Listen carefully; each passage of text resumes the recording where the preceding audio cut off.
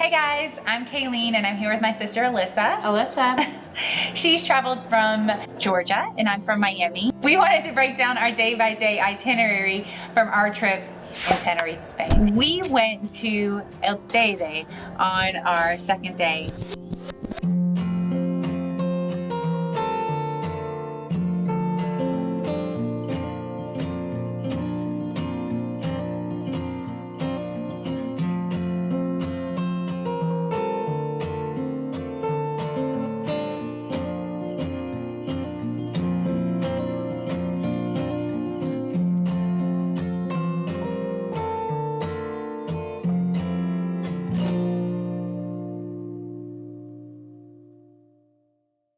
Tenerife or Tenerife? Still trying to figure it out. It depends on where you're from because they call it Tenerife or Tenerife. I asked Carlos the same thing. Spaniards call it one thing, US call it, I don't know. I feel like I'm never calling it right. Make sure you buy your tickets in advance. I think it's the third largest in the world. Third largest volcano in the world is here. Have your car up the mountain About an hour. It's about an hour because it's like a windy road all the way up to the top. But what you see is so many different landscapes. You see, like Cayleen says, it looks like you're in Mars. And then you keep driving and there's like brown sand, then there's white sand. Just, it's so bizarre as you're driving up how different it is. It's really, the landscape is really cool. And you're high. No, I mean, not high, but you're high in the air. High in the air. So you get to the very top. You do want to give yourself enough time to drive up the mountain and find parking. Because that day it was a little hard to find the parking. Are you eating nuts in the middle of the speech? My sister's eating nuts in the middle of our They are some of the best Spanish nuts ever. So make sure you get there in time to get your parking spot. Make sure you purchase your tickets in advance. Like I said, the last time we went, we didn't purchase our tickets. And what you're buying tickets for is to be able to take this monorail system from the base. It's like a chairlift that goes up the mountain and drops you off at the not the very top of the volcano. It drops you off at the base of the volcano. So you go straight up.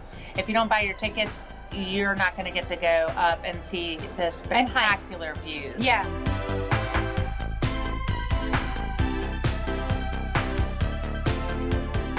Hey guys, we're here at El Teide with Alyssa and 6 kids. We have almost all of them are going up. If you've never done it, it's quite an incredible experience. I'm sure it is. Hey Finn, what do you think of Spain? Hello. What do you think? I like it. Really fun. I like it, and I'm excited. Today we're going volcano hiking, and we're here right now, and we're going to be riding so. How is it with all the boys? Because there's 5 boys and you. We need another girl in the mix, right? Yeah. Hi guys, we're waiting.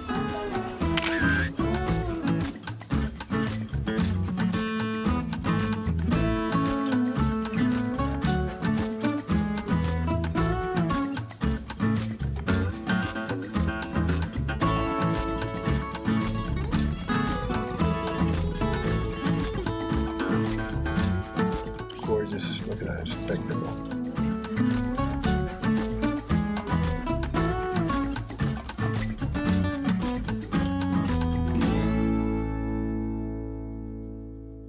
Once you get to the top, then you hike. Wear tennis shoes? You know what? I would recommend either really, really good tennis shoes or hiking boots, even for your kids, because I personally fell once. I had the wrong shoes on. They were sneakers, but they were like fashion sneakers, and the rocks are kind of wobbly when you get up there, so it's better to wear something that's like a good.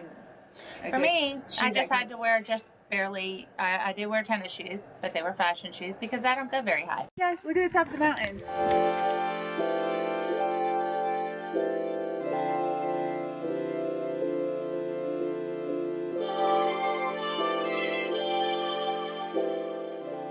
Our son, who is 6, went up no problem. He hiked all the way up, not to the top, not to the very top. You have to have a special pass or a hiking permit of some sort to go to the ridge of the actual volcano hole. And if you're gonna go all the way up to the top, make sure you plan your day well. You want to go early in the morning because it's gonna take a Bring couple water. hours. Personally, I would have probably brought some snacks and some water in a book bag, because once we got to the actual volcano where you take the lift up, I wish I had some water and some snacks.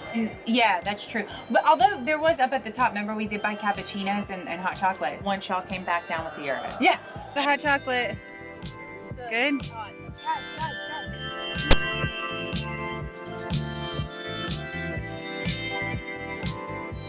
I loved it. I loved the hike. I love the outdoors. So I really enjoyed it. I wish I would have worn better shoes.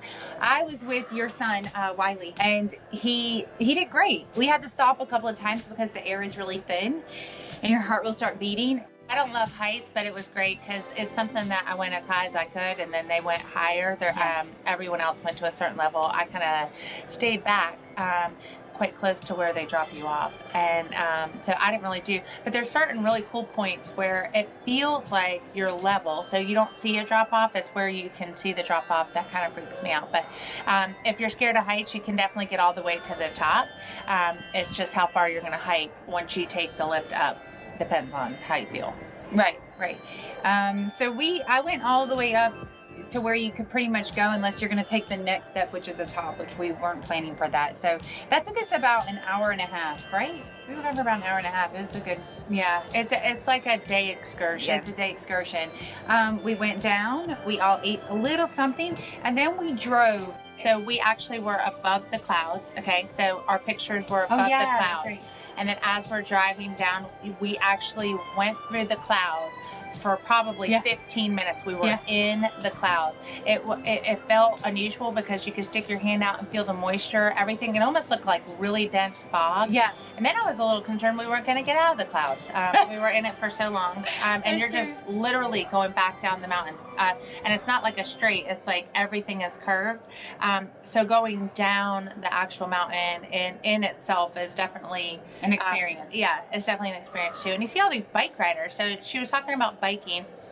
As you're going up, all I could look at these bikers, like, how in the world do you want to do that all the way up? And then they turn, I mean, it took us about an hour to get up, and they turn and they go all the way down. But Carlos is big into biking, her husband, and that is something he desperately wants to do. So if you're a biker, definitely check out the bike things they have going on here, because it's a big biking and active area. Like, you can definitely walk and exercise, but the biking seems like this is people's spot. We finished our whole excursion around 3 o'clock, so by the time we were heading down the mountain, it was like 3:34. Most of the restaurants were closed at 4. So that's something that we should have probably brought a snack with us and then to hold us over till we got to the bottom, because when we got to that restaurant, we were all starving. Weren't you really hungry? Because we ate breakfast that morning. We all ate a little snack. There is snacks not provided. You have to pay for them at the top of El Teide, where the chairlift lets you off at. There's a little cafe. So a couple of the kids bought some snacks. But we probably should have brought a few more things in the car, because considering the time that we finished, everybody was hungry and all the cafes were closing. So we went all the way to the bottom of the mountain. We got there around 5 o'clock. Another place that you can't find this in a different place. The ambiance is, you walk in, it's got white stone on the outside with rocks, and then you walk in and it's like its own little secret garden. Yeah. Oh my god. It's called we are on the same wavelength. The restaurant is called Tito Bodeguita. I hope I'm saying that we're gonna correctly. have to put the spelling of all these, but it's a really interesting place where it was interesting. There was like plants, and you felt really comfortable there. Another, I think, a definite go visit. Yeah, and I would say on the day that you go to El Teide, we did it great. I feel like there's a couple of spots right next to our house that are local, and we haven't stopped by. Well, I think we'll go to one tonight. Yeah. We're planning on going out to dinner tonight because we've eaten all of our food in the house, which is we great. have a couple of peanuts left. Yeah. Again, thank you for watching our video, and that was on El Teide. I am Cayleen. well, my Instagram handle is Cayleen Davies. I'm Cayleen Piades, my married name. Alyssa. And make sure if you have any questions or comments, please write them below, or you can write me an email. I'm happy to answer any questions you have about your upcoming vacation to Tenerife, Spain. Thank you again for watching.